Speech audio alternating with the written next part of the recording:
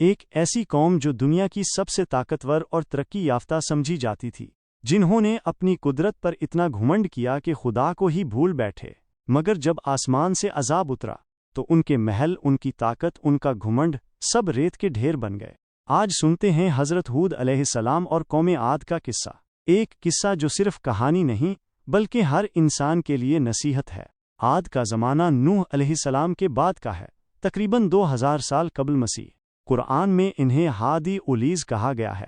ان کا مرکزی مقام احقاف کا علاقہ تھا، جو آج عمان کے پاس ایک سنسان ریگستان ہے۔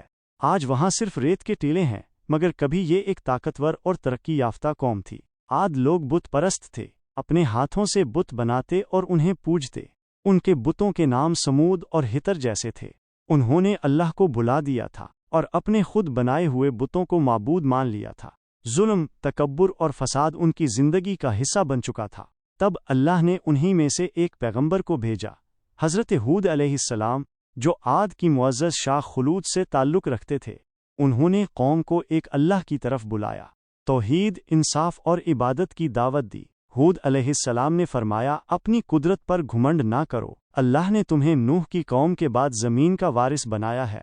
اس کی نعمتوں کو یاد کرو اور بتوں کی پوجا سے باز آؤ۔ مگر عاد نے کہا، تیرے پاس کیا دلیل ہے؟ ہم تیرے کہنے پر اپنے معبود چھوڑ دیں۔ انہوں نے حضرت ہود علیہ السلام کا مذاق اڑایا، انہیں مجنون اور پاگل کہا۔ ان کا گھمنڈ اتنا تھا کہ کہنے لگے، ہم سے زیادہ طاقتور کون ہے؟ ہود علیہ السلام نے کہا، میں تم سب کو گواہ بنا کر کہہ رہا ہوں کہ میں تمہارے بتوں سے الگ ہوں۔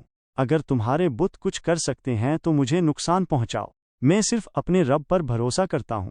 جب انہوں نے بار بار پیغام کا انکار کیا تو ہود علیہ السلام نے اعلان کیا، اگر تم نے باز نہ آئے تو اللہ کا عذاب آئے گا۔ عاد نے کہا، تو لے آ اپنا عذاب اگر سچا ہے۔ پھر عذاب کا وقت آ گیا۔ 8 دن اور 7 رات تک ایک تیز طوفان، ایک ہوا کا طوفان جو ان کو اٹھا کر پھینک دیتا تھا۔ وہ طاقتور جسم والے لوگ ریت کے ڈھیر بن گئے، وہ محل مٹی میں مل گئے۔ قرآن کہتی ہے جیسے کہ کھجور کے بے جان تنے گر گئے ہوں، لیکن ہود علیہ السلام اور ان کے ایمان والے ساتھی اللہ کی رحمت سے محفوظ رہے۔ ان کی سچائی، صبر اور تبلیغ کا صلہ ان کو نجات کی صورت میں ملا۔ قوم عاد کی کہانی ایک سبق ہے جو ہمیں یہ یاد دلاتا ہے کہ طاقت اور ترقی کا گھمنڈ آخر میں بربادی کا سبب بن سکتا ہے۔ جب انسان اللہ کو بھول کر اپنے ہاتھوں کے بنائے ہوئے صنم کو پوجنے لگتا ہے تو پھر عذاب دور نہیں ہوتا۔ توحید، شکر اور توبہ ہی بچاؤ کا راستہ ہے۔